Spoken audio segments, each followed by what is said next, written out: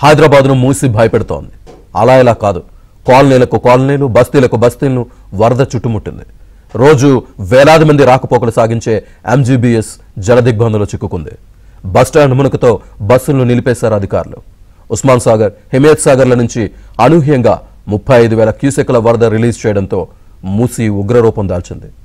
ఈ వరదకు తోడు వర్షం కూడా తోడవడంతో జలదిగ్బంధంలో చిక్కుకుని విలువెల్లాడుతోంది హైదరాబాద్ నగరం. బాపుఘాట్, ఎంజీబీఎస్, ముసరాంబాగ్, ఉప్పల్ ప్రాంతాల పరిధిలోని మూసీ పరివాహకంలోని కాలనీలు జలమయమయ్యాయి. గోల్నాక, ముసరాంబాగ్ ప్రాంతంలో డేంజర్ బెల్ మోగిస్తోంది మూసీ.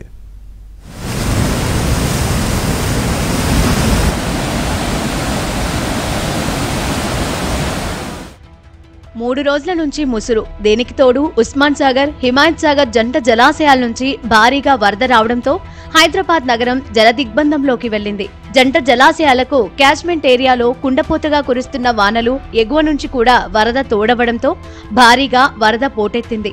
దీంతో ఉస్మాన్ సాగర్, హిమాయత్ సాగర్ జలాశయాల నుంచి 35,000 క్యూసెక్కుల వరదను రిలీజ్ చేశాయి. జంట జలాశయాల వరదకు తోడు నగరంలో దంచికొడుతున్న వర్షం నీరు తోడవడంతో గత 2 రోజులుగా నగరం నానుతూనే ఉంది. జంట జలాశయాల నుంచి వచ్చే వరద బాపుఘాట్ నుంచి ఎంజీబీఎస్ మీదుగా ముసరాంబాగ్, గోల్నాక, ఉప్పల్ మీదుగా నగరం దాటుతోంది మూసీ ప్రవాహం.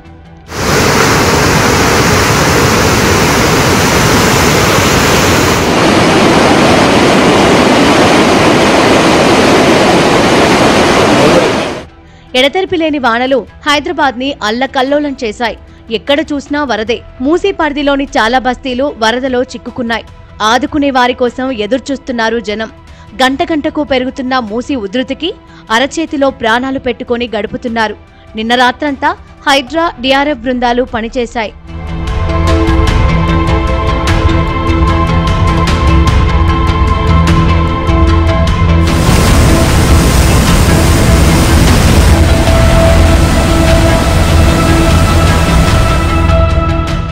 మూసీ మహోగ్ర రూపంతో ఎంజీబీఎస్ మునుపెన్నడూ లేని విధంగా జలదిగ్బంధమైంది. 45 ఏళ్ల తర్వాత మూసీ తన విశ్వరూపం చూపిస్తోంది. ఎంజీబీఎస్ లో 76 ప్లాట్ఫామ్లుంటే అందులో 16 ప్లాట్ఫామ్లను పూర్తిగా వరద చుట్టుముట్టింది. రీటైనింగ్ వాల్ కూడడం వల్లే ఎంజీబీఎస్ లోకి భారీగా వరద వచ్చి చేరింది. ఇక్కడ బస్సులు నిలిపే అవకాశం లేకపోవడంతో వాటిని ఇమ్లిబండ్ నుంచి ఏర్పాటు చేశారు.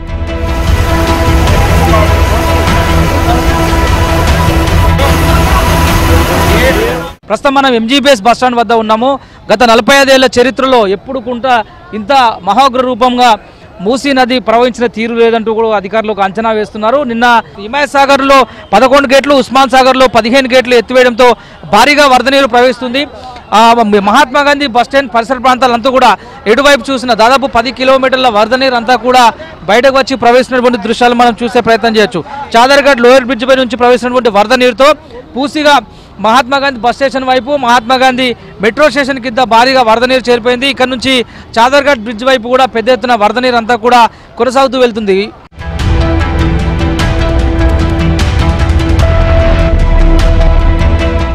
సాధారణ రోజుల్లో మహాత్మా గాంధీ బస్ స్టేషన్ నుండి 60,000 మంది ప్రయాణికులు వస్తూ ఉంటారు.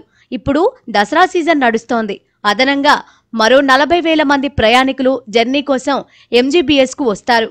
ఇక రోజువారీ 2,500 బస్సులు ఎంజీబీఎస్ నుంచి నడిపితే దసరా కోసం స్పెషల్గా ఈ నెల 26 నుంచి 28 వరకు అదనంగా 500 బస్సులు నడిపిస్తున్నారు. పురాణాపుల్ శివాలయ ఘాట్ వద్ద ఆలయంలో చిక్కుకున్న వారిని సురక్షితంగా బయటకు తీసుకొచ్చింది రెస్క్యూ టీం. రాత్రి నుంచి అకస్మాత్తుగా వరద చుట్టుముట్టడంతో రాత్రి నుంచి ఆలయంపైనే చిక్కుకున్నారు 4 ఆలయ సిబ్బంది. క్రేన్ సహాయంతో 4 సేఫ్గా తీసుకొచ్చారు డిఆర్ఎఫ్, హైడ్రా సిబ్బంది.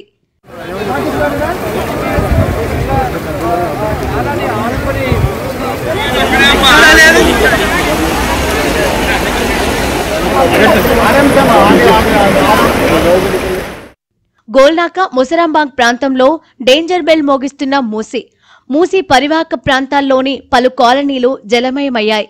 వేలాది మందిని సురక్షిత ప్రాంతాలకు తరలించారు అధికారులు.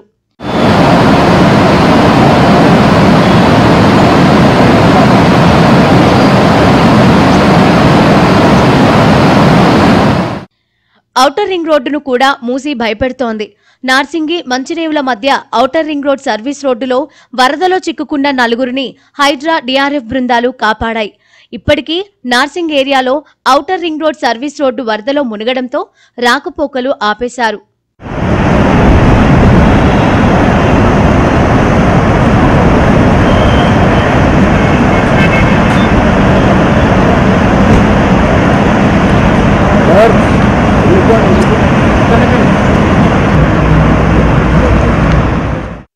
ఇటు చాదర్ఘాట్ పరిస్థితి చెప్పాల్సిన పరిస్థితే లేదు.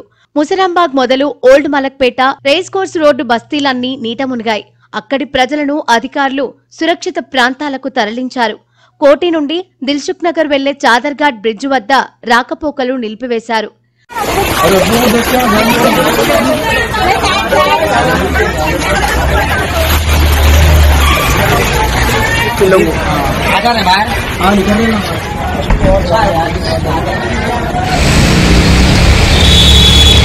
వరద దాటికి మునిగిన ప్రాంతాలపై సీఎం రేవంత్ రెడ్డి సమీక్షించారు.